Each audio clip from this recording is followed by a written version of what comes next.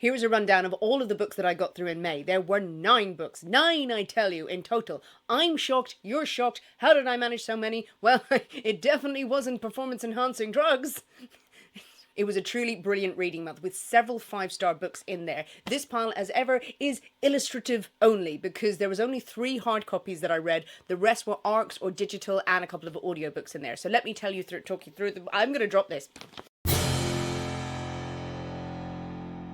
Hello, if you're new here, I'm Sinead and this is my spooky corner of YouTube, where I talk about the spooky books that I've read, the spooky films that I've watched, the spooky things that I get up to in general, and bring you whatever shenanigans fall out of my head. And I will start this video with a massive, massive thank you to all of you, to everyone who has subscribed to my channel so far. Starting a YouTube channel, starting any kind of content creation is a long game, but I'm so pleased to have found such a wonderful, gothic, spooky, folk horror obsessed community who all want to dive in and talk about different books, share your recommendations. You guys have just been an absolute joy, and I hope it continues for quite a while, or until they stop me. And indeed, if you are new here and you like what you see and hear so far, please hit like and subscribe. I've also linked a couple of other videos that might be of interest to you in the description. It really helps me and any content creator you're following if you go and click those links. This was a brilliant month for reading for me, and I'm not really sure how I did it. 9 books in a month I'm dead pleased with, but I don't think it'll be the norm necessarily going forward. It's a combination of me having a bit of break with one set of work that I'm doing. My podcast is on its season break. It gave me a bit more time, and I just had the bug. The bug bit me, and I had the flavour, got the flavour for the books. And I also was reading some absolute crackers that made me want to sit down and write reviews and share them with you. So it was a really inspiring month. Who knows what the next month, the next 6 months, what anything will bring. And amongst all the books that I read, there is one clear winner of this month and possibly of the year for me, and it may surprise you which one it is. But let's get into the reviews. I started the month with an arc of Fiend by Alma Katsu. This book is out in September 2025, so there is a little bit of a wait for it. It is Succession meets Fall of the House of Usher, Eat the Rich vibes, and I so enjoyed it. Fiend is the story of the Berisha family, one of the most powerful and wealthy families in America. Originally from Albania, they have amassed a fortune doing various shady dealings, various nefarious acts. They are very well known in the public eye, and they are despised and revered in equal measure. But how have they achieved this greatness?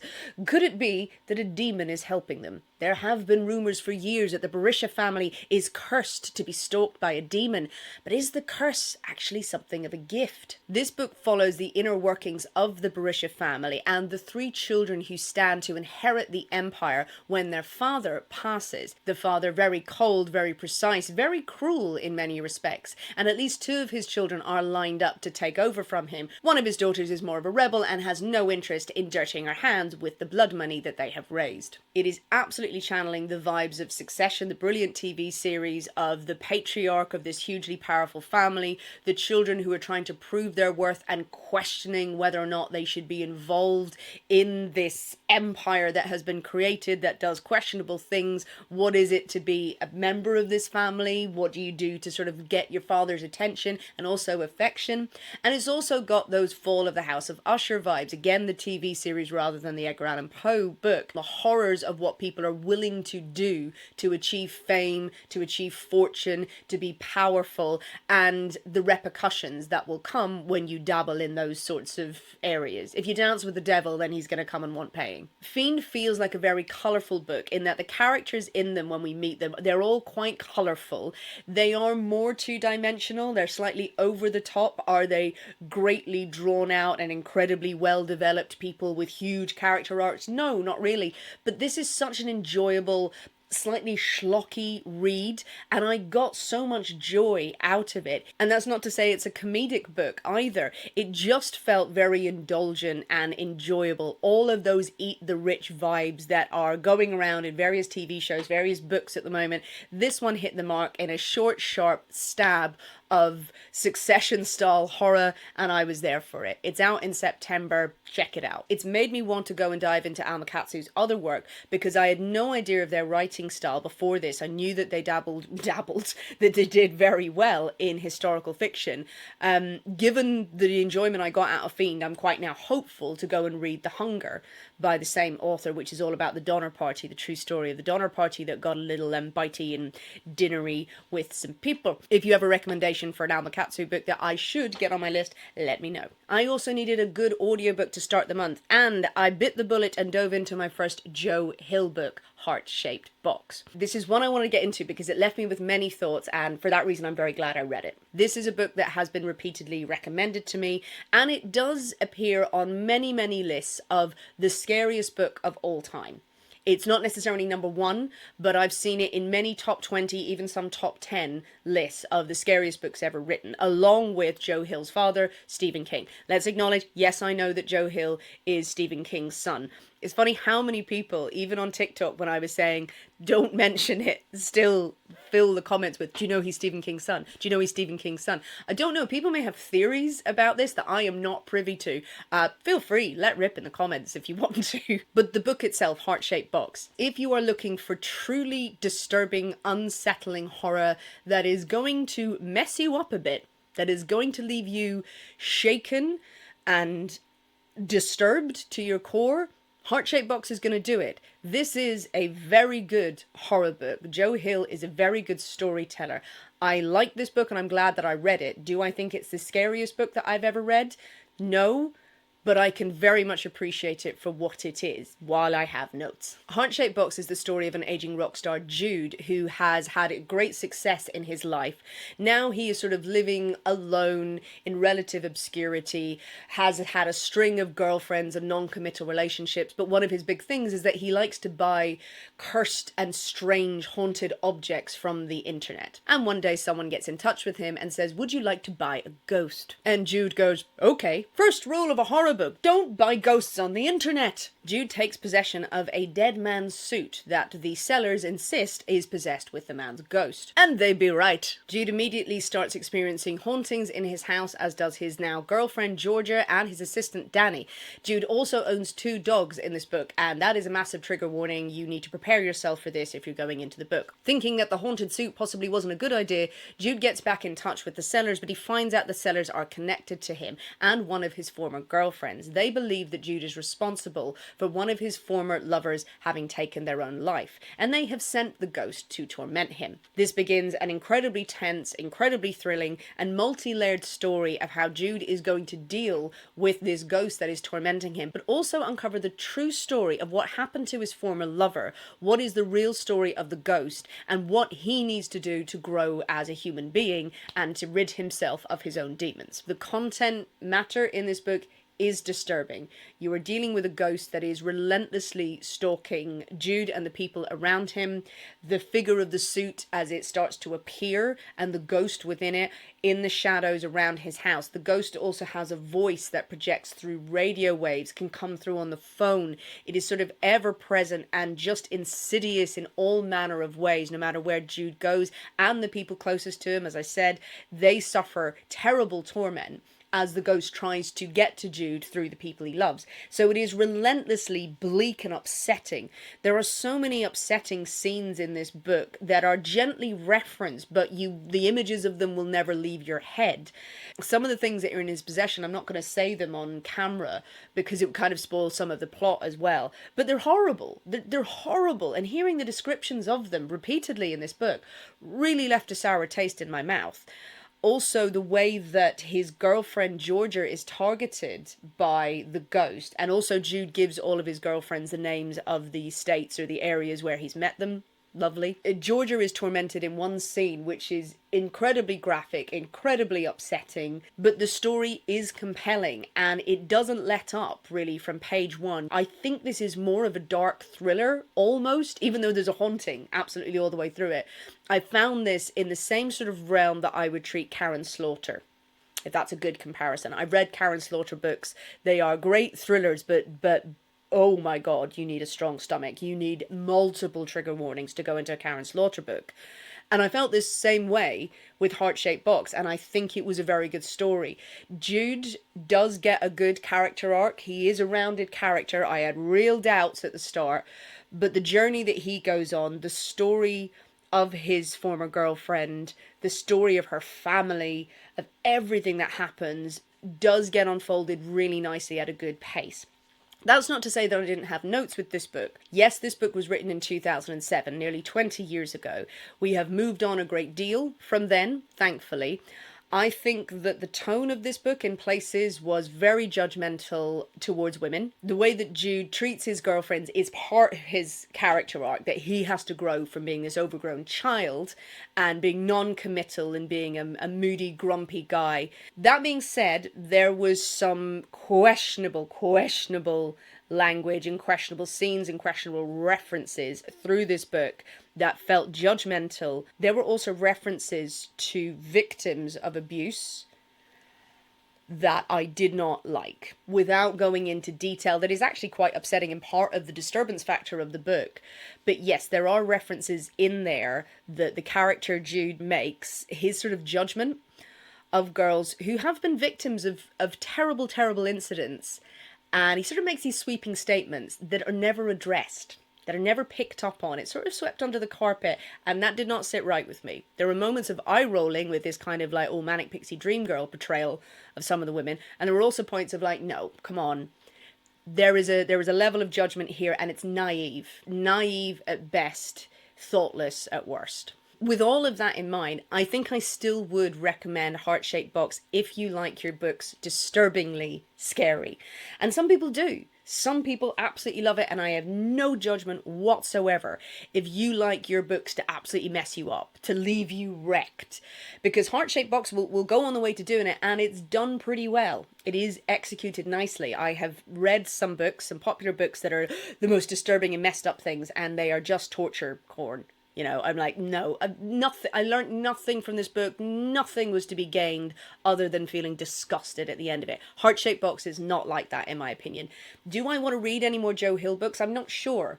Reading Heart-Shaped Box was a good experience overall, even though I was disgusted and had notes at points, because it made me think about what's the difference between a scary book and a disturbing book, a spooky book and a disturbing book.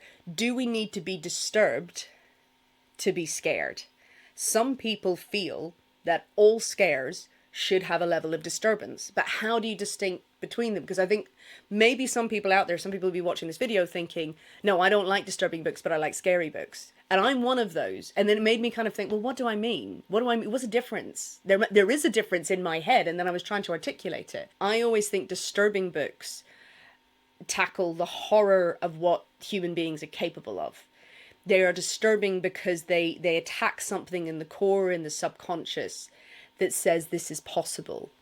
This is disturbing because is it really fantastical?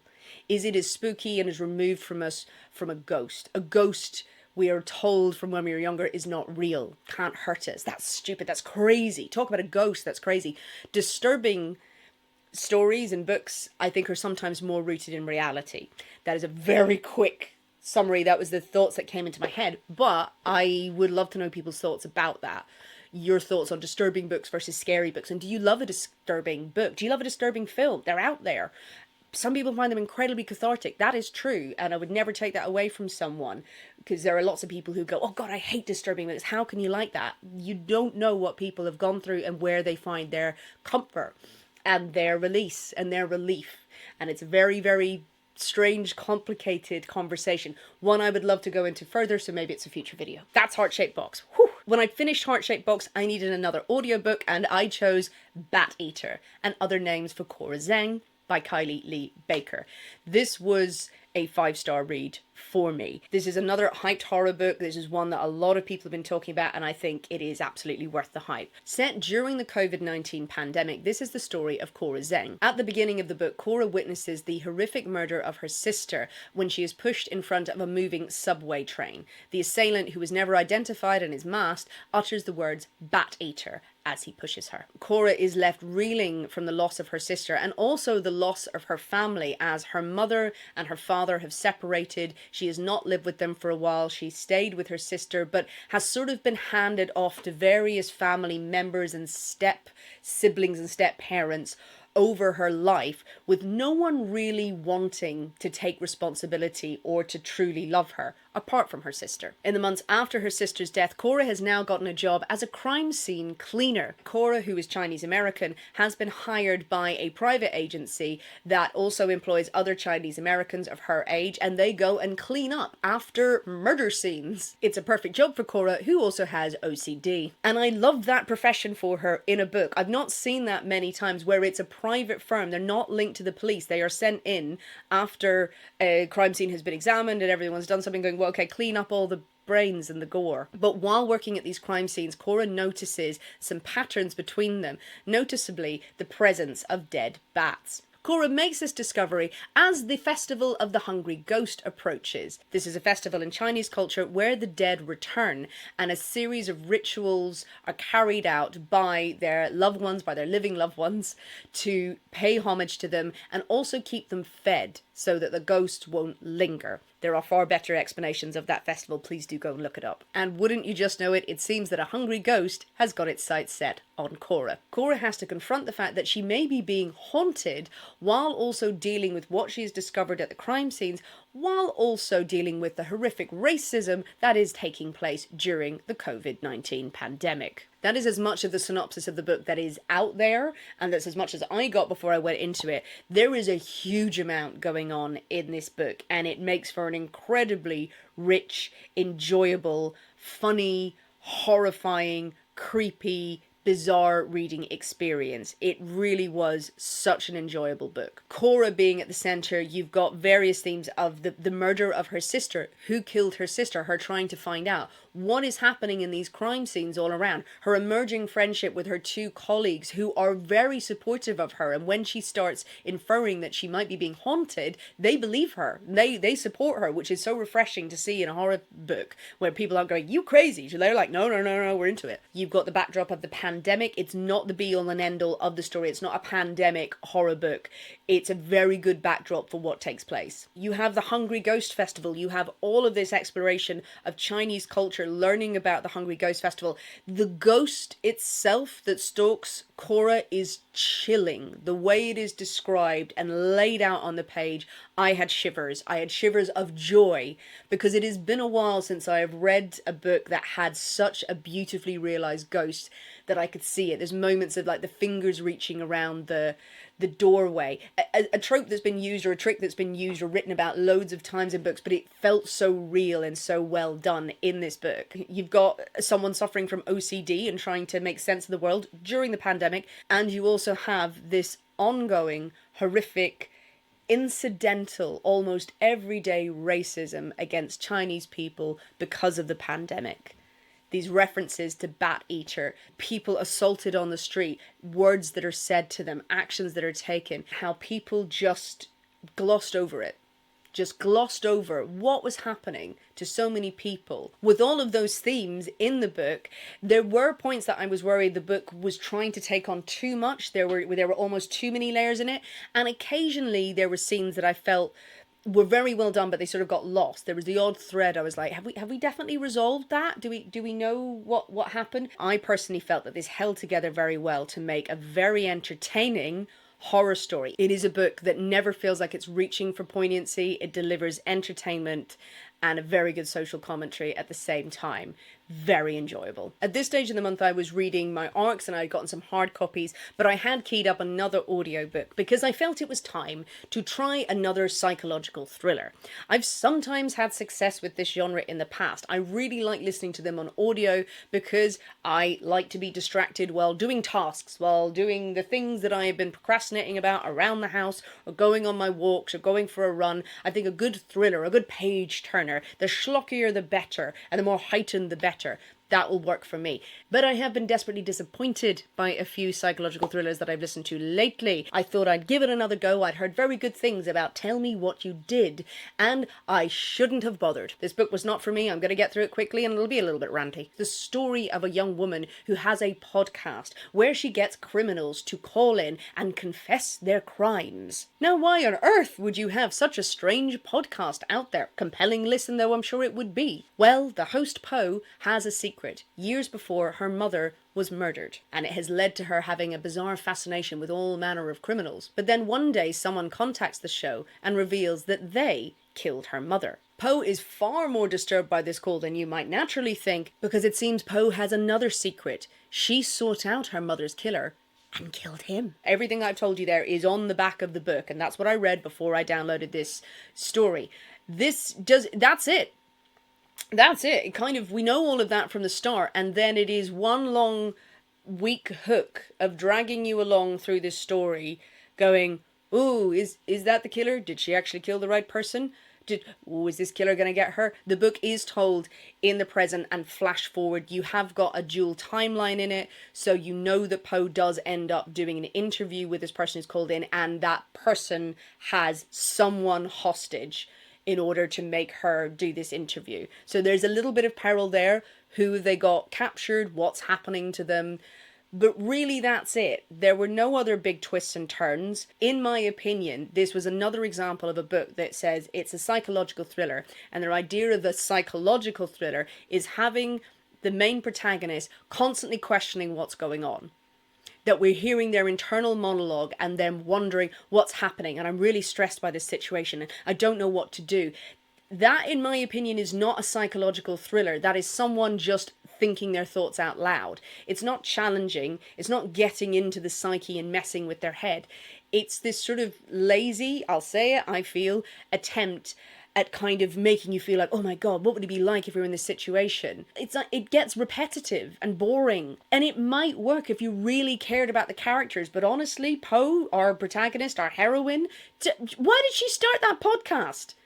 Why did she start the podcast? She was very annoying. All she did was question, going, oh, I'm really worried about stuff. And maybe she's got a slight drinking problem. That'll make her relatable. No, it didn't. Also, the podcast format for thrillers, I'm so done with it. And I say this as a podcaster. I have a true crime podcast, The Poisoner's Cabinet. It's historical true crime and it's comedic. It's stupid.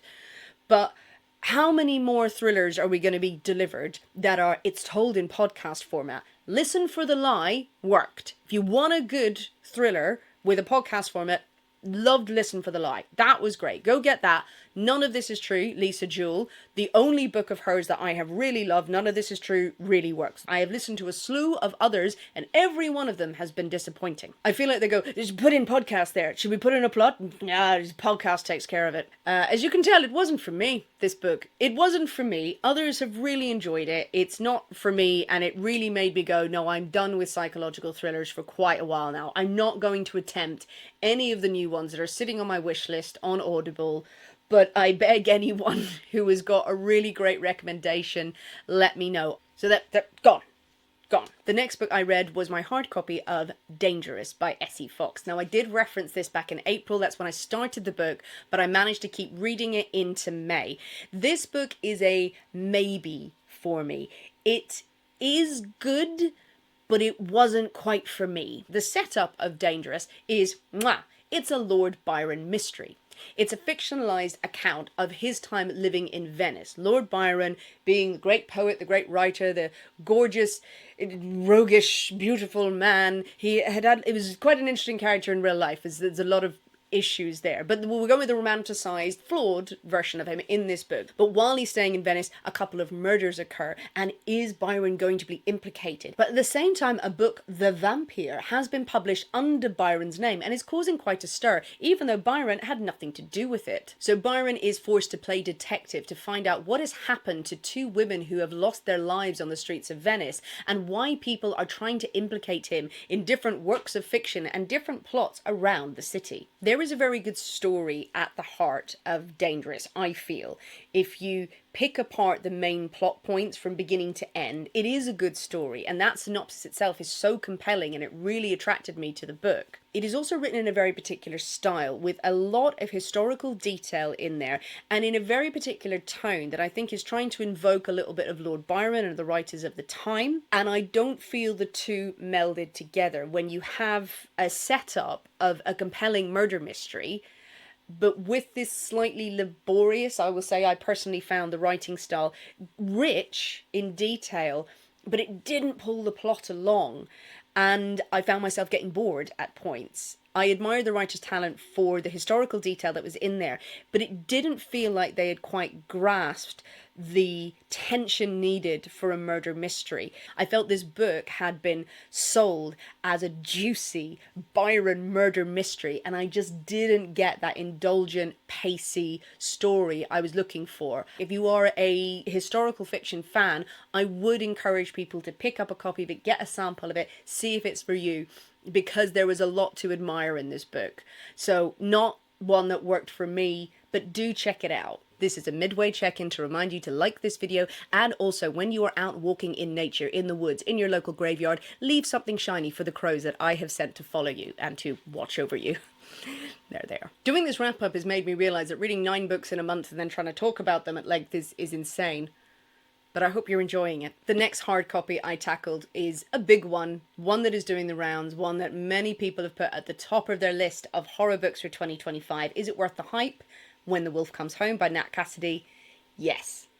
This is a great horror book. When the Wolf Comes Home predominantly follows the story of Jess, a struggling young actress, and she has one of the best openings of a book that I've experienced in terms of realistic horror of what happens, which I will share. She is working in a diner and she is coming to the end of her shift. She's, you know, hoping to get a better career, the usual sort of start, girl with big dreams. She's a nice character. You do like her. She's coming to the end of her shift. She has to clean the toilets, the gross toilets, before she goes. And as she's cleaning, she pricks her finger on a syringe, a used syringe. That moment in it is so well done, because it immediately puts Jess in peril. Has she become infected? Is she sick? Is she going to die by simply pricking her finger on a hidden syringe that she couldn't see? She's immediately in this race against time because she's Googling going, okay, what do I need to do? I need to get to a hospital. I need to go and get checked to find out whether or not I have something wrong with me. In this rush she goes. She leaves her phone behind. Classic caper. But when she returns to her apartment to get her things together, she realizes that there is a 5-year-old boy outside in the bushes, hiding. And she tries to find out what's going on with him, and at the same time, the boy's father appears. Naked as the day he was born. And her neighbours come out and confront the man, and then all hell breaks loose. It seems the boy's daddy has a big problem, that he transforms into a pretty horrific wolf-like monster. And he starts tearing people apart. Jess manages to get the boy away from the place into her car, and then she is basically on the run with this child in a race against time to get away from this horrifying creature that has caused chaos and destruction, is reported to the police, is all over the news, while also dealing with the fact that she still needs to go to the hospital at some point. But then as she's into her journey, she realizes that the boy may have slightly quirky things about him himself. It seems that he's got special powers that manifest things that are pretty horrifying. There is a great deal more I could say about the plot of this book, and I'm reluctant to do so because the synopsis of it is very brief, and I went into it with that synopsis as anyone else would, and I got so much more out of it. And it does twist and turn. You've got mainly Jess's perspective. You've got a couple of other people's perspectives through the book of the people who are either looking for Jess, people in Jess's life, her mother. She is trying to get to places of safety. We understand where the boy's coming from. It is very inventive. It leads to some incredibly original, very frightening, very creepy horror scenes through this book. You will not look at Who Framed Roger Rabbit the same again. I'll say that. You won't look at the Halloween aisle of your local Target the same again. The book is high octane and thrilling from the start. This race against time, as I've said, for Jess to look after herself, but this obligation that she has been given is to look after this 5-year-old boy. And a lot of the time in horror, it can be a bit of a cheap or an easy trick, let's call it, to have an adult who is child-free, who isn't maternal or paternal, suddenly thrown in with a child. Oh my god, I've got to be responsible for this small person, and then feelings emerge, and then they're like, oh, they learn to love and they learn to go. This is an example where it's not cheesy at all. This pairing of an adult and a child and a stranger didn't feel cliched. It didn't feel like it was reaching for kind of pulling at your heartstrings of what will they learn about each other and how will they grow, and will Jess suddenly decide she wants to be a mother at the end of it. I really didn't get any of that cliched cheesiness from this story. It just felt very authentic. I will say that I wasn't entirely sure of the ending of this book, and I've noticed a few people have raised questions because they're quite thrown by how the book ended at the very, very final pages. The overall arc of the story I thought was executed very well and in really thrilling, heartwarming and heartbreaking ways all the way through it. But the ending of it, yeah, it's one that you have to have read the whole book. I can't possibly say what's happened. I was a bit like, it's a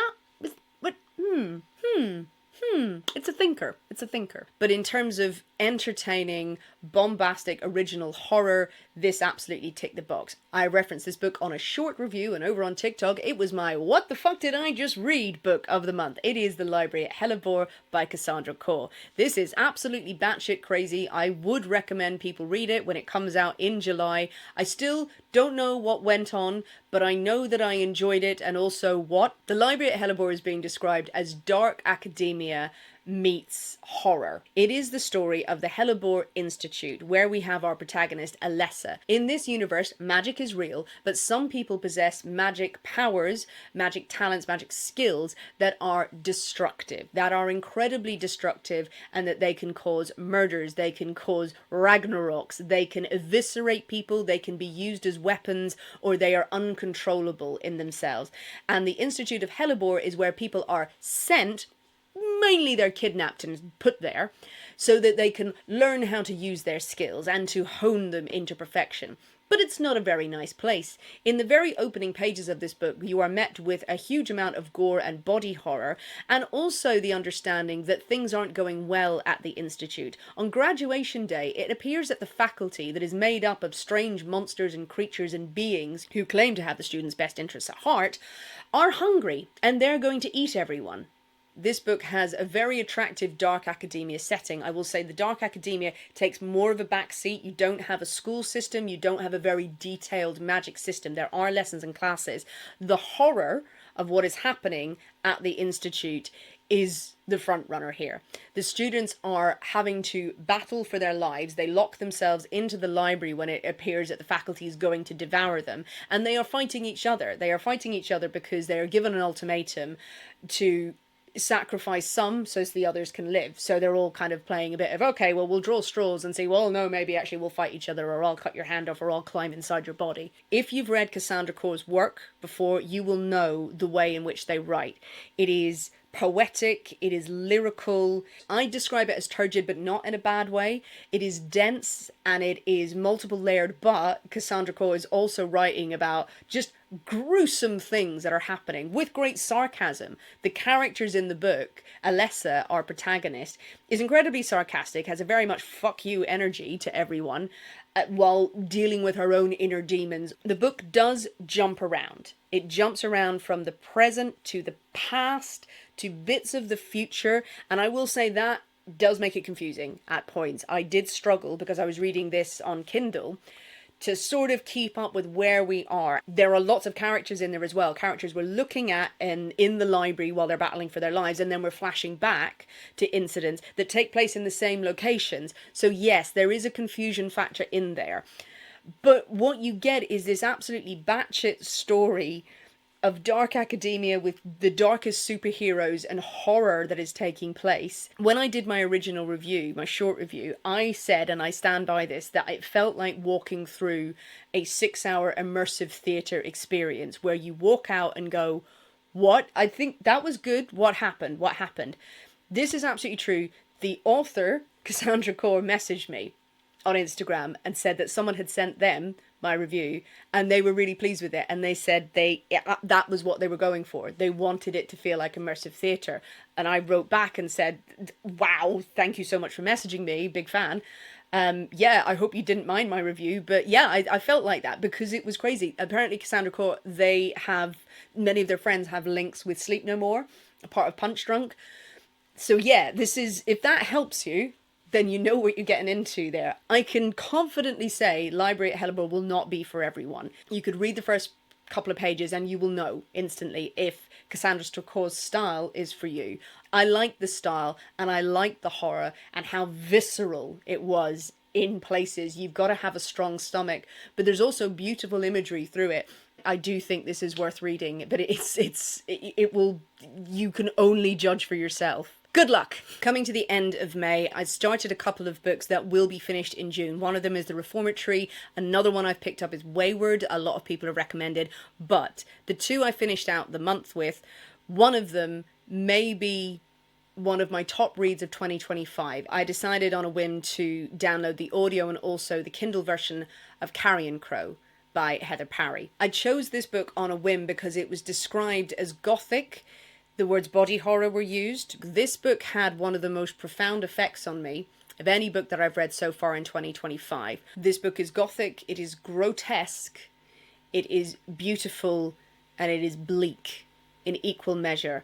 I so enjoyed this book. I had so many notes and so many feelings writing it. It will not be for everyone because of how grotesque it is, but stay with me while I try to put into words of why I love this book so much. Carrion Crow is set in the late 1800s, and it is the story both of Marguerite and her mother Cecile. At the beginning of the book, Marguerite, who is 19, has decided to marry an older, sensible gentleman to make her way in the world. Her mother Cecile has confined her, though, to the attic of their London townhouse. Marguerite, she says, needs to learn how to be a proper wife, how to be a lady in society, how to conduct herself appropriate to the class of her family and the class that she is marrying into. She needs to be able to provide a good home, good meals, and to be a good companion. Marguerite is locked in this tiny cramped attic with a small bed, a Singer sewing machine, barely any room to move around, but she does have a copy of Mrs. Beeton's Guide to Household Management. That's a real book. It is screamingly obvious to anyone who's reading the book that Marguerite's confinement is not at all normal and is actually very sinister. As the book unfolds, we get both Marguerite's story of her being in the attic, what she does to pass the time, and her discovery of a carrion crow that has made its nest in the rafters of the building. She can actually pick away at the plaster of the roof because the place is falling into disrepair, and observes the carrion crow in there. Marguerite is reading and learning by heart Mrs. Beeton's books. She gets strange trays of food delivered to her by Cecile, very odd dishes that she says are in keeping with what a woman should be eating before she gets married to keep her complexion. She is left alone in this attic. And we also see that Marguerite has a very strange temperament as well. She believes that she is going to be let out of the attic. Her mother, Cecile, brings her letters from her husband-to-be. He writes to her and she writes back explaining all the good work that she is doing and asking him to be patient in these bizarre series of letters. Marguerite also has a fixation, a fascination on her own body, on her bodily functions, of what her body can produce. This is where the grotesque comes into it, of the taste and the touch and the feel of everything around her. Nothing about this confinement, while it is sort of framed as this strange example of propriety, feels natural in any sense or stretch of the imagination. Not only the fact that there's a woman being locked in an attic, but the way Marguerite is behaving makes you question what's actually going on here. As the book progresses, you also get the story of Cecile, the backstory of where Cecile has come from. In the opening pages, it's all about Cecile telling her daughter she's fixated with their status in the class system, their family name, them being good members of the community, even though they appear to have been abandoned by Cecile's husband and Marguerite's father. Cecile's backstory is that of her family and her father's rise to become an incredibly wealthy soap producer, merchant, but is also a colonialist and has achieved his fame and his fortune and his incredible wealth by absolutely stealing resources and working people to the bone in the far reaches of the world, and has absolutely no qualms about it. We learn about how Cecile was married into a family of old money, of a landed gentry, her husband who wanted for nothing, who had wealth and privilege from the day he was born, and their very strange, very complex relationship.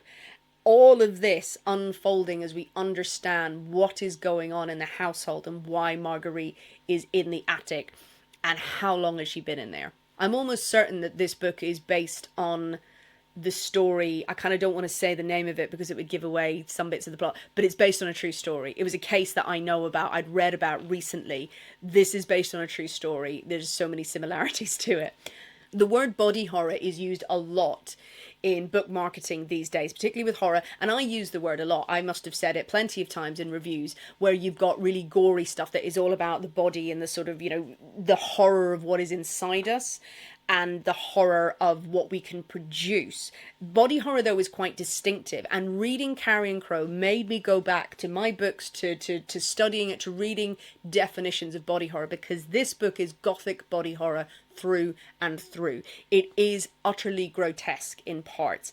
Marguerite is obsessed with things in her body, with the things it produces. I'm not going to detail them here. You need to have a strong stomach, and it is gag-inducing in parts. But it oddly never feels gratuitous. It is sort of, you're looking through the keyhole at someone literally going through this bizarre experience. The book is so much more than the body horror here. It is an examination of femininity, of feminism in the late Victorian era, in the Edwardian era, what it is to be a woman in society, what is expected of women, this whole backdrop all the way through of the book of Mrs. Beeton's Guide to Household Management, this guide that was given to women. This is how you run a household. This is how you will be a successful wife. This is your guidebook. And how Cecile once clung to it, how Marguerite is given it as her Bible. Women are given these guidebooks of how to run a household and are not given an education on what they will have to do in a marriage, their feelings, their desires, how their body changes. No one can explain to you whether those are normal, whether those are not okay, whether you should feel supportive, whether you should feel happy about it, whether you should feel repulsed. There's such a wonderful absence of information that leads to an absence of feeling from some of the characters in it, and I thought it was masterfully done. The book could have easily gone into melodrama and had this emergence of big feelings and questioning that if with a modern eye you were looking at the incidents that take place and the events and the entire circumstances of these women in this book, you would be filled with questions and big feelings, and there isn't any of that in there. It is just so passively laid out and matter-of-factly explained. And I thought it worked so well. It is a queer story, it is a bleak story, it is a lavish story, it is a disgusting story in many ways. I don't want that to put you off trying it. If you are someone who is squeamish, you'll need to just check your comfort levels, but please give it a go, because I do think this was outstanding. And the final book of May was a book that I read with my podcast book club over on the Poisoner's Cabinet. We have a book club on Patreon, so it's for subscribers. And this month it was And Then There Were None by Agatha Christie. Everyone wanted a classic murder mystery to dive into. It is the standalone story of 10 strangers who do not know each other, who are all gathered to a mysterious house on an island. They've all received letters from different people offering them either employment or a weekend away. And when they're at the house, a gramophone record is played, and it details crimes that each of them have committed, and it appears that they will all have to pay for those crimes with their lives. If you've never read any Agatha Christie before, this is a great one to start with. Don't worry, I'm going to come on to the title, but first, the good things about this story. It is one of the great murder mysteries of all time. It is the benchmark for a very long time against which other crime books were set. You can see the influence of this story in so many modern thrillers, and it absolutely stands the test of the time. It is a short book, you'll get through it in a day, and it does a great job of building tension, of giving just enough characterization and nuance to each of the 10 people and their different perspectives through the story. They are complex, they are morally grey. It is hard-hitting subject matter, and it is dark, even though Agatha Christie has this reputation of being cozy, because possibly her books are so easy to read, and they are a slice of English life, a very particular kind of English life, and it being quaint. And Then There Were None is certainly one of the darker stories. And it's a great one to try and puzzle out. You do get the explanation at the end. Some people in the book club argued, you know what, I didn't actually want the explanation at the end. I wanted it to remain a mystery. So it's up to you if you choose to read the ending of it.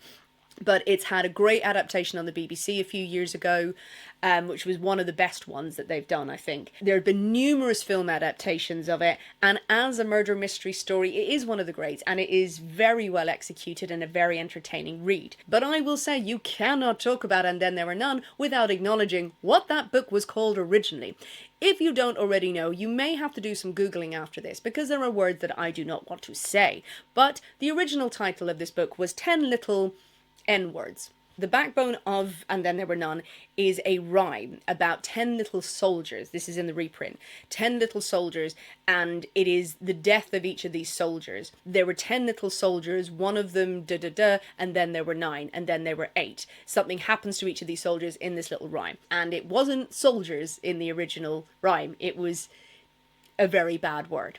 Not only was that the title, but obviously that word appeared throughout the story, because the island that they are all taken to, it's now in the reprint called Soldier Island. It was called Island. That was published in Britain and people were fine with it. When they tried to publish the book in America, the Americans said, "What the hell are you doing? No."